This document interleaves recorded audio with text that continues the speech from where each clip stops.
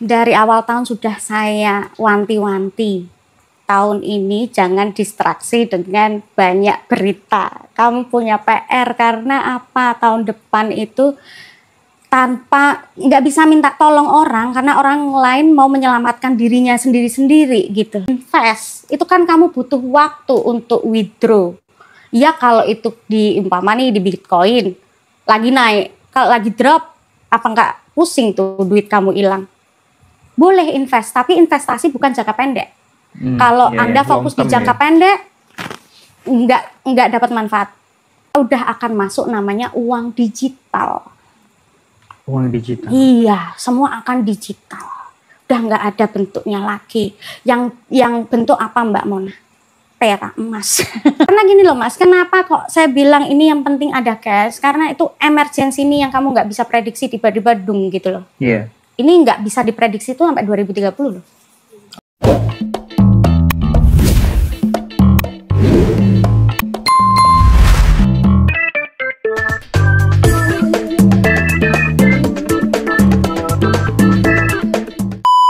Dari awal tahun sudah saya wanti-wanti. Tahun ini jangan distraksi dengan banyak berita. Kamu punya PR karena apa? Tahun depan itu tanpa nggak bisa minta tolong orang karena orang lain mau menyelamatkan dirinya sendiri-sendiri gitu. Jadi tahun ini itu yang tadi saya bilang gunakan Jupiter transit di Cancer ini 3 minggu mulai minggu depan untuk apa nih yang bisa saya lakukan biar finansial saya aman gitu ya. Dalam arti kalau duitnya kurang ya kerjanya diperkeras. Kalau memang masih ada sesuatu yang harus diselesaikan biar itu untuk menambah keamanan, lakukan gitu kan. Nah ini di 2025 ini baru awal yang terjadi. Chaos politik, apa segala macam. Ini baru entry, baru beginning. Belum puncaknya. Dan ini kayak bola salju yang akan semakin besar gitu ya. Ini pesan saya kalau masalah untuk uang ya, karena ini jadi topik banyak orang yang tanya sama saya, Mbak Mona bagaimana? Memang secara astrologi, ini saya sudah melihat dari sebelumnya bahwa ini sudah saya prediksi, saya bahkan ngomong masalah uang digital apa segala macam, karena di astrologi sudah ada indikatornya, era ini akan datang. Pesan saya bukan cuman hanya bagaimana saya menghasilkan uang sebanyak-banyaknya, tapi bagaimana saya menyimpan uang sebanyak-banyaknya. Karena yang dibutuhkan simpananmu nanti ketika ada bencana, ada sesuatu. Kalau cuman fokusnya ngejar duitnya banyak, tapi konsumtif ya, uangnya tidak dijaga, ya percuma. Ketika nanti ada bencana, ada isu politik atau apa ya, tetap aja kena threat-nya, kena masalahnya. Jadi kita harus benar-benar berstrategi, benar-benar bijaksana, jangan fokus dengan kemewahan dulu, ya prihatin dulu sebentar. Jadi lebih baik duitnya disisihkan. Nah kalau ngomongin bagaimana Mbak untuk menyimpan dana Mbak biar aman gitu ya, saya tetap pakai, karena ini saya membaca indikator ya, 50% cash. Kenapa tuh? Karena gini, karena siapa ya? Dalton nih sempat dia mengatakan sering banget viral di mana-mana. 50% cash. Kenapa? Tahun depan tetap harus siapkan cash. Betul. Gitu. Kenapa? Kenapa Mbak? Karena kamu nggak prepare. Kalau kamu mau taruh di invest, itu kan kamu butuh waktu untuk withdraw. Ya kalau itu diumpamani di Bitcoin lagi naik, kalau lagi drop apa nggak pusing tuh duit kamu hilang. Boleh invest, tapi investasi bukan jangka pendek. Kalau Anda fokus di jangka pendek, nggak dapat manfaat. Jadi saya tetap 50% cash, 50% alokasikan disebar. Gold, perak, ya. Karena semakin nanti ke depan, semakin uang itu yang tadinya dogmanya kertas, ya. Ini kan old school nih, kertas nih. Kita udah akan masuk namanya uang digital. Uang digital. Iya, semua akan digital. Udah nggak ada bentuknya lagi. Yang bentuk apa Mbak Mona? Perak, emas. Iya, saya kan kebetulan waktu dapat info dulu ya dari Bosman, dari mana-mana gitu kan, saya dengan komunitas tuh fokus ke emas fisik. Mm-mm. Sehingga ya kita banyak banget manfaatnya gitu ya. Beruntung banget ketika dapat info itu dan eksekusi waktu tahun 2015-an gitu ya. Terus akhirnya sekarang dapat info lagi perak gitu. Kita dengan komunitas tuh semuanya langsung hajar perak habis-habisan ke perak gitu ya. Tapi kok tiba-tiba ada dorongan gitu Mbak. Jualan perak tuh untungnya kan nggak terlalu besar ya. Tapi kok kayak aku tuh pengen ngelibatin teman-teman di komunitas Bingaji Roso gitu. Dan coba kan iseng-iseng, ayo jual nih perak batangan. Dan ternyata teman-teman Ngaji Roso banyak pada pesen semuanya. jadi memang benar ya sesuai yang disampaikan Sabrang dan beberapa orang. Iya. Jadi memang harus ada butuh gini ya, emas, perak, Bitcoin itu long term. Saya bilang. Tapi kalau emergency cash. Ya, jadi cash. Emergency itu maksudnya kalau prediksimu gitu akan seperti apa sih? Gitu? Karena nanti perangnya udah nggak lewat darat, tapi internet. Oh. Jadi kemungkinan hacker makin lama makin pinter. Bank bisa dihacker, ya. Aduh. Itu kenapa kok cash penting gitu kan? Jadi ini bukannya saya mau ini ya, ini indikator yang saya balik lagi. Ini bukan prediksi. Saya mempelajari ini sebagai indikator untuk berstrategi. Dilakukan syukur, nggak dilakukan ya nggak apa-apa, gitu ya. Tapi saya sangat terbantu dengan ilmu saya ini. Itu kenapa kok saya pengen bagi gitu ya. Pengen biar ini jadi manfaat, bukan hanya untuk saya pribadi. Nek misalnya rungono sing digituku piye? Ya berarti kerja keras. Yang tadi saya bilang kan, usahamu 3 minggu ini ya, ini yang akan merubah kamu tahun depan. Kalau 3 minggu ini kamu malas, mudi ya, tetap kayak kemarin-kemarin yang kayak nanti sek gitu. Ya sudah, terima nasib nanti ketika ada event-event yang sangat emergensi, kamu hanya bisa bilang gimana ya gitu. Kamu nggak siap gitu ya. Gitu.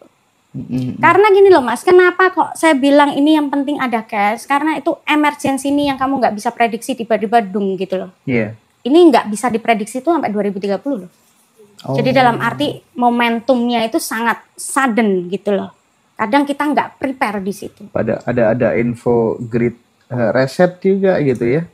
Yang new world order segala macam 2030. Kalau itu nanti gitu kan. Gini ya, kalau masalah cyber attack itu nggak akan tahun depan terjadi, itu pasti. Tapi ini sudah ada, cuman belum segila nanti di 2030 ke atas, lebih gila lagi. Ya jadi kita udah mulai gini loh.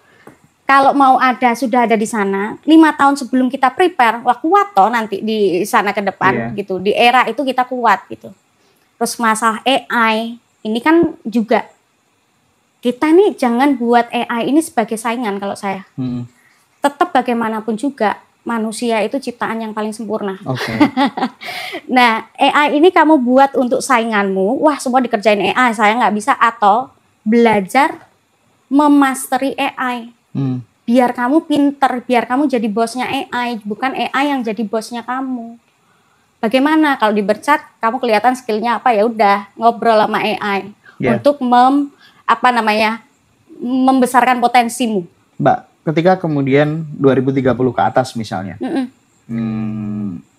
akan banyak hacker-hacker yang unpredictable, yang lebih kuat, lebih hebat dari Cina, dari India, dan itu bisa aja membobol m-bankingmu. Dan itu nggak usah nunggu nanti lah ya. Sekarang udah banyak yang dibobol. Ya, ownernya Faras kena, ya kan?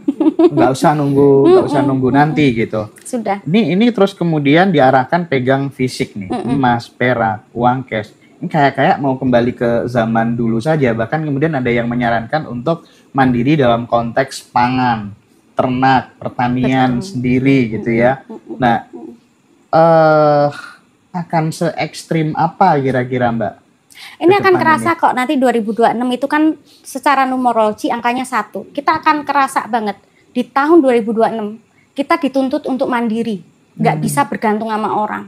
Jadi kalau mentality kita umpama punya mentality yang dikit-dikit aku minta bantu ya, tolong bantu aku ya, pinjemin duit dong gitu ya.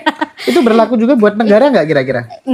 Negara dan itu tadi loh Mas, prediksi itu kecil sampai gede. Jadi jangan anggap ini negara. Di langkah kecilmu kamu akan kerasa juga gitu.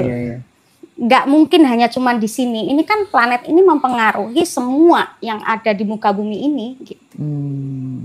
Jadi mandiri.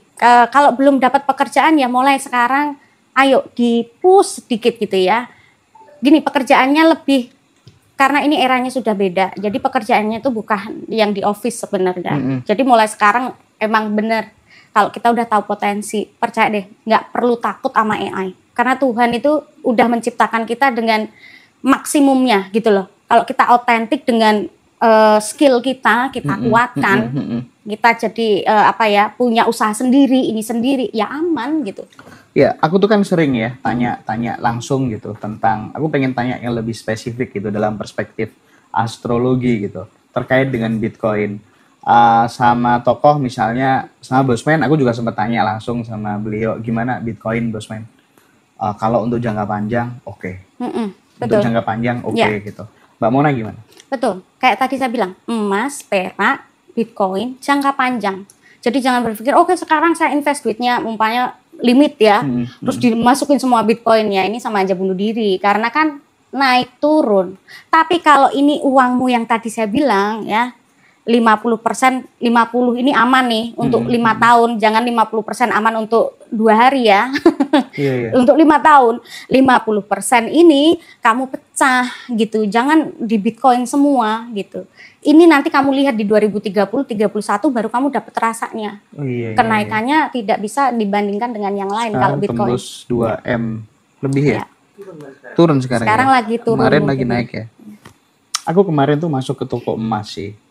Lihat Antam 10 gram itu. Disuruh beli 30 juta, gila gak sih? Ya ini lagi aku misalnya naik nyetak di Pegadaian itu aja paling cuman ya paling 23 jutaan. Itu di toko emas disuruh beli 30 juta. Dan sekarang kan kita susah nyetak emas fisik Antam, itu susahnya bukan main. Dan gini Mas, yang paling penting jangan FOMO. Ikut-ikutan udah naik gitu ya? Baru beli ya salah gitu ya. Kadang orang kan langsung tren ya. Wah naik, ayo cepat buru-buru beli. Salah, kita harus smart ya. Makanya aku bilang yang paling penting tuh cash. Jadi ketika ada bencana semua pasti harga hancur. Kamu punya dana untuk beli tanah, untuk beli ini, untuk beli itu, gitu loh. Ya belinya jangan pas lagi peak, tapi pas dalam keadaan lagi turun gitu loh. Jadi untuk survive-nya kamu. Kalau ini lagi tinggi ya tahan dulu, tunggu dulu gitu. Kalau masih memang pada FOMO ya, kenapa nggak dulu-dulu ya gitu nanti ya? Rugi, karena baru kan tetap nyadar ada kan. naik turun ya. Nah makanya mumpung biar nggak FOMO teman-teman, segera beli perak batangan di Ngadiroso. NR Silver. Wes ta, mesti berlipat-lipat naiknya nanti. Enggak mungkin enggak, serius. Aku kemarin tuh beli 100 gram aja. Yang Euro Silver itu tuh 3.700.000-an. Sekarang udah 4.300.000-an lebih. Perak jadi ngikut emas dia ya. Ngikut emas ya. Mbak, tapi ngomong-ngomong nih, selain perak, emas, Bitcoin, bagaimana dengan US? Apapun itu Mas, kita harus mau ngerti ya, mata uang kita lebih lemah daripada US dan dolar. Jadi kalau mau seanjlok-anjloknya US tuh lebih anjlok nanti rupiah kalau ada sesuatu. Jadi ini bukan masalah ini US akan kuat atau enggak Mbak. Nah masalahnya mata uang kita tuh enggak kuat gitu loh. Kalau kita hanya simpan di rupiah ya kan kita nggak tahu bencananya seperti apa, sebesar apa. Dana yang harus kita siapkan sebesar apa kan kita nggak tahu. Balik lagi ini bukan financial advice ya, karena saya bukan guru finansial. Ini hanya sebagai apa yang saya lihat. Bagaimana untuk tetap diastrologikan semua kena ya, karena Merkuri ruling keuangan. Jadi memang ada di situ indikator apa segala macam. Cuman di sini saya hanya memberikan yang itu tadi. Pakai ilmu saya untuk berstrategi. Jangan hanya dimakan mentah aja terus ditelen gitu loh. Strategi gitu. Kalau uangnya belum ada Mbak Mona, ya udah toh kerja keras dulu gimana caranya untuk dapat duit. Nanti kalau duitnya udah banyak baru dipikirkan bagaimana nih uang saya ini uang jadi uang gitu loh. Ya untuk save-nya saya nanti ke 5 tahun ke depan. Terus ada nggak Mbak? Misalnya kalau kita lihat ya teman-teman yang bergerak di bidang wira swasta gitu ya. Apa aja yang kemudian bisnis-bisnis nanti yang diprediksi bakal down? Luxury. Barang-barang mewah. Ya, bener sih itu. Barang-barang merah akan kena threat. Jelas. Kenapa? Bayangin sekarang kalau emergency bingung semua kacau, orang masih bisa beli barang mahal. Enggak lah, Iya, dia iya, pasti iya. akan mikir ini mending Iya. simpen duit aku gitu ya. Tapi kalau pangan, untuk pangan ya, Tenang, sesuatu Beb. untuk Bisa jadi Alphard cuma 700 juta nanti kamu. dan yang satu ya, jangan underestimate jasa pendidikan. Maksudnya? Karena itu juga akan naik tinggi. Ya, Oh. jadi orang-orang yang di ranah pendidikan, ilmu, pengetahuan, jadi perkaya dirimu. Semakin ilmumu gede, bisa dijadiin duit tahun depan. Oke. Kalau kamu cuma mikir hanya sebagai tenaga yang kamu peras ya, ya udah nanti akan dilengser sama AI. Edukasi dirimu, pinterin ya, jadi mentor kayak coach kayak ini nggak akan kegeser. Tapi kalau kamu mau apa Intinya gitu ya, belajar pengembangan diri ya. pengembangan diri. Belajar bercat ya. Itu nanti. Itu nanti. Jadi ya memang itu ya, yang akan kena threat pasti barang-barang mewah, itu pasti akan nggak laku gitu ya. Karena orang akan lebih sangat menghemat uang, akan berhati-hati dalam spending. Mereka nggak akan sembarangan membeli kayak begitu. Ya tapi kan ini kabar baik dong Mbak bagi teman-teman misalnya yang nanti kan harga mobil kan mesti anjlok semua kan yang bagus-bagus itu kan. Nah, kabar baik tapi dananya kok nggak ada. Oh iya. Makanya juga tadi sih. saya bahas cashmu mana. Ya ini loh yang tadi saya bilang 50% Itu ya maksudnya simpan cash. cash itu Iya gitu dong. ya. Kalau gini loh Mas, uang adalah power. Uang adalah power. Kita nggak bisa pungkirin. Bukan segala-galanya nih. Tapi paling tidak ini powermu, bensinmu untuk kamu bisa lari jauh.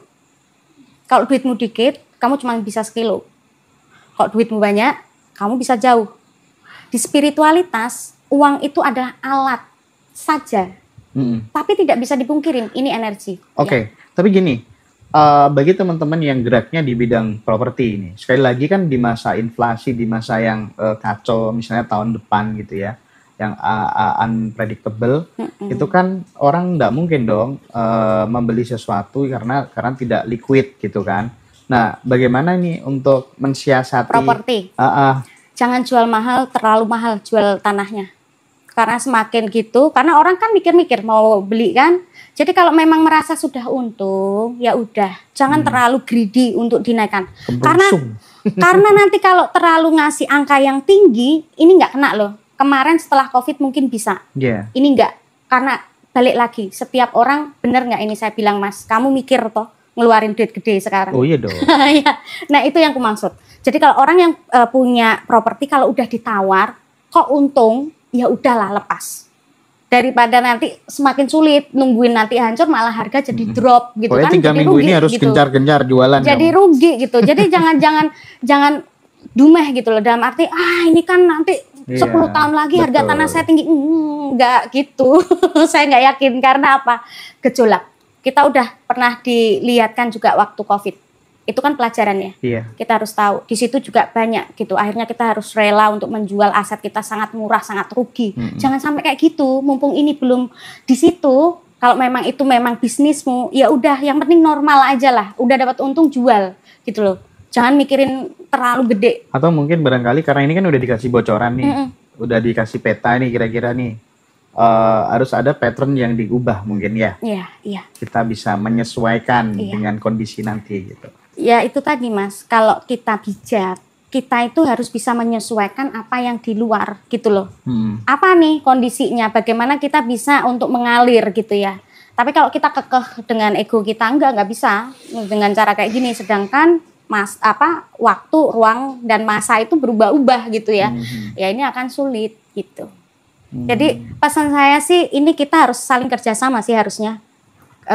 Kalau kita butuh ini ya kita mau harus kerjasama dengan bagaimana untuk win-win solution, bukan hanya untuk mikirin kepentingan pribadi kalau saya. Iya. Itu informasi buat teman-teman biar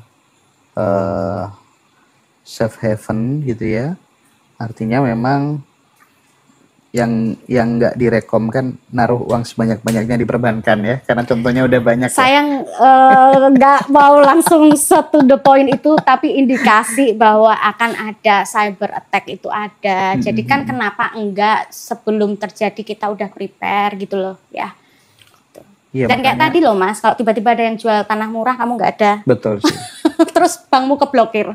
Nah itu juga sih. Gimana? Makanya emas juga kalau terlalu banyak di digital ya riskan Harus juga. dipecah, tetap investasi harus dipecah. Jangan hanya cuma fokus dengan satu. Dan please cari informasinya dulu, gali dulu, jangan asal ikut-ikutan gitu kan. Biar ngerti, kalau udah kita punya ilmunya tuh enak gitu. Kita ngerjain tuh tahu, nggak cuma asal ikut gitu. Iya.